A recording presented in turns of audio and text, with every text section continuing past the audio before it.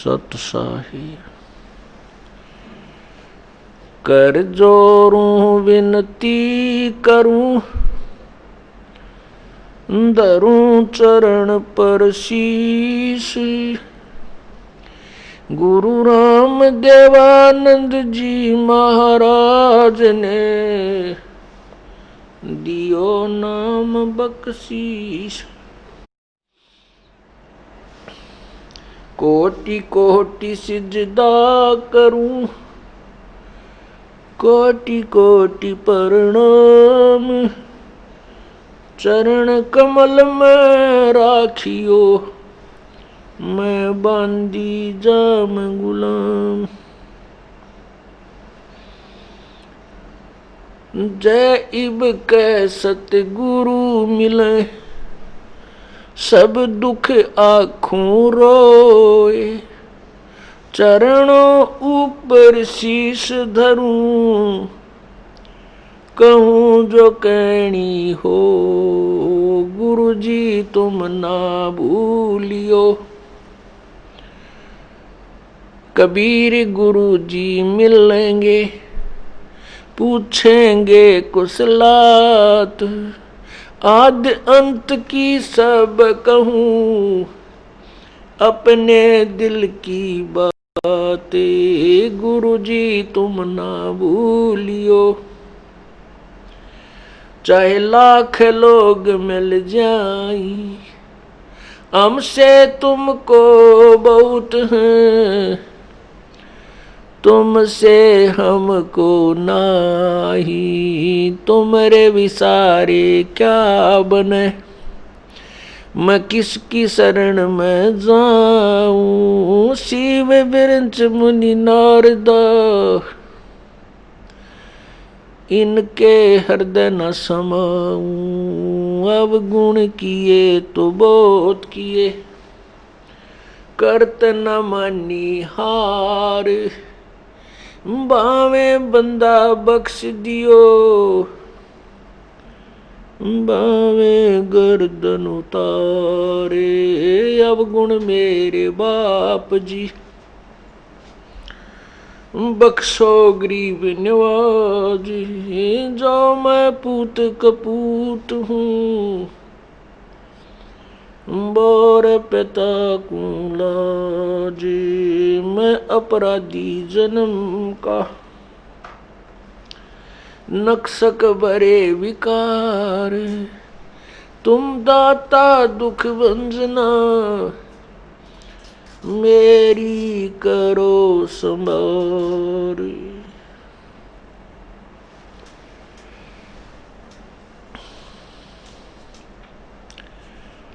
बंदे तो कर बंदगी,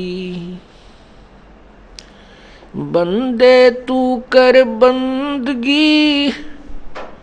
जे चावे दीदार, अवसर मनुष्य जन्म का भाई मिले न बारंबार।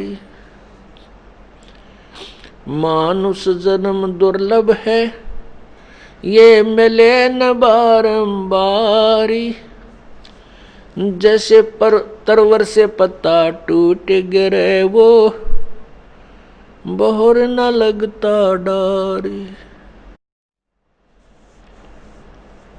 मानुष जन्म पाए कर, नहीं रटे हरि नाम। जैसे कुआ जल बिना फिर, बनवाया क्या काम।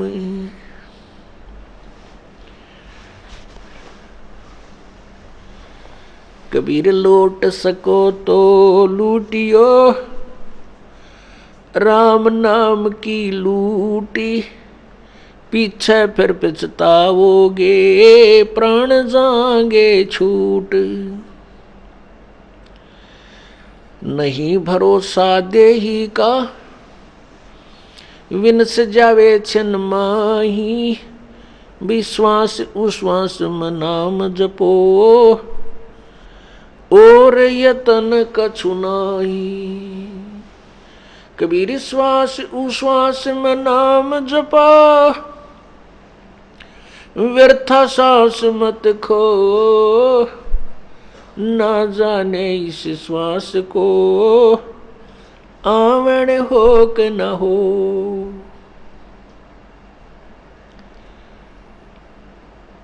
पृथ्वीपति चकवे गए जिनके चक्र चलंत, भाई रावण सरीखे कौन गिने ऐसे गए अनंत।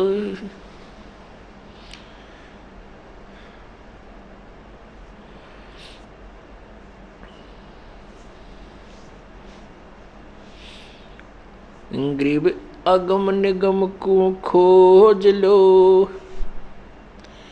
अगम निगम को खोज लो, बुद्धि विवेक विचार, उदय अस्त का राज मिले तो बिन नाम बेगार।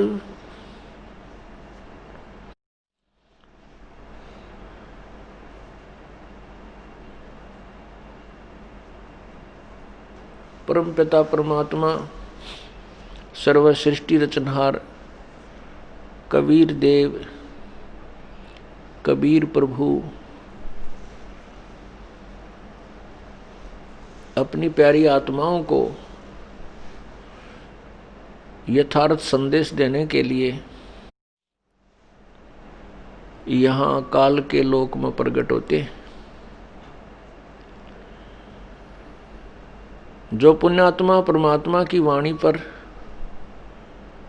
परमात्मा के वचनों पर विश्वास कर लेती हैं, उनको परमेश्वर अपने लोक में ले जाते हैं। जो दुर्भाग्यवश नकली गुरुओं के पास जाकर के गलत ज्ञान में रंगे जा चुके हैं,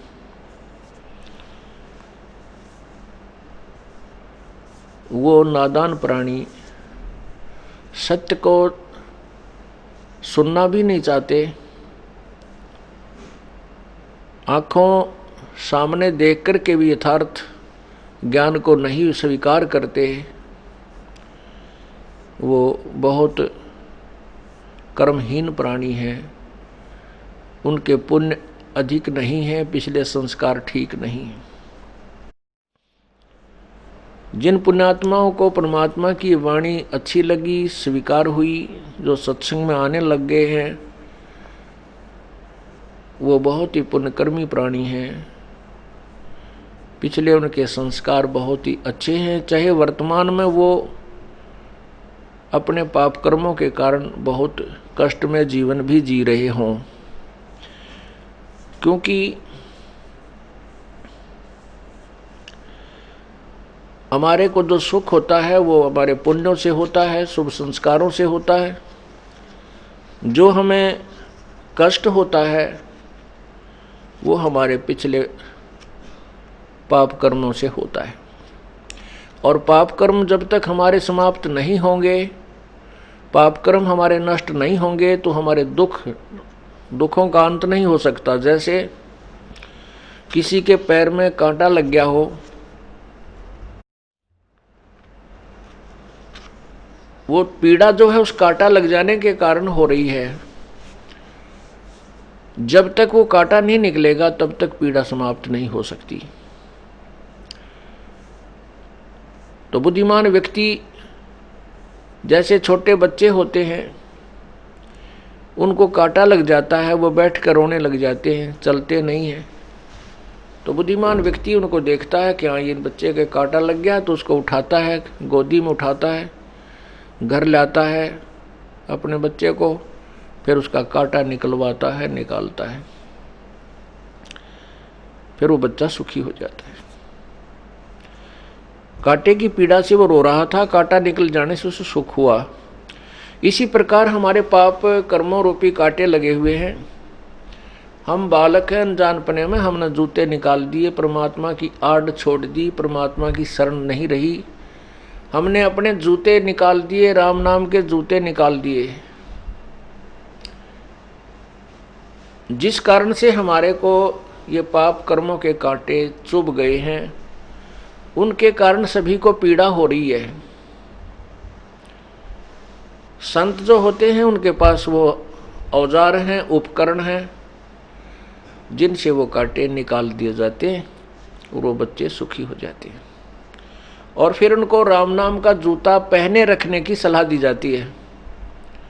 फिर वो बच्चे जिनके पैरों में पीड़ा थी, उनको पता लग गया था कि तुम्हें पीड़ा जो है कांटा लगने से हुई, कांटा लगा नंगे पैरों से, या जो जूते चप्पल पहन रखी थी वो कांटों से प्रोटेक्शन नहीं कर सकते थे, बचाव नहीं कर सकते थे। जैसे कोई नाम जाप करते हैं, जैसे तीनों गुणों रजगुण ब्रह्मा सदगुण विष्णु तमगुण शिव जी की उपासना भी करते हैं, ब्रह्म की, माता की, दुर्गा की, मसाणी की, ब्रह्म की, परब्रह्म की, इनकी पूजाओं से ठीक है कुछ राहत तो मिलती है, लेकिन पाप रूपी वो कांटे नहीं निकलते।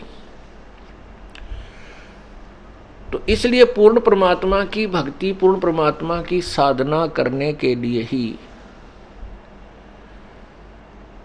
प्रत्येक तत्वदर्शी संत ने और प्रत्येक सदग्रंथ ने यही सलाह दी है कि भक्ति पूर्ण परमात्मा की ही करनी चाहिए।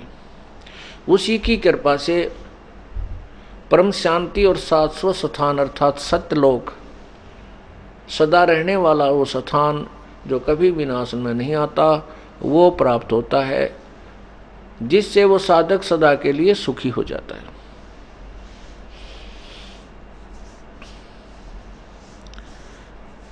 पुण्यात्माओं, कर्म के जो पाप कर्मों के कारण जो कष्ट दुख होते हैं, उनको न तो ब्रह्मा विष्णु महेश कोई परिवर्तन कर सकते हैं, अर्थात पाप कर्मों का जो दुख है उसको वो समाप्त नहीं कर सकते, और न ही दुर्गा कर सकती है, न ही ब्रह्म कर सकता है जो ज्योति निरंजन, और न ही परब्रह्म कर सकता है।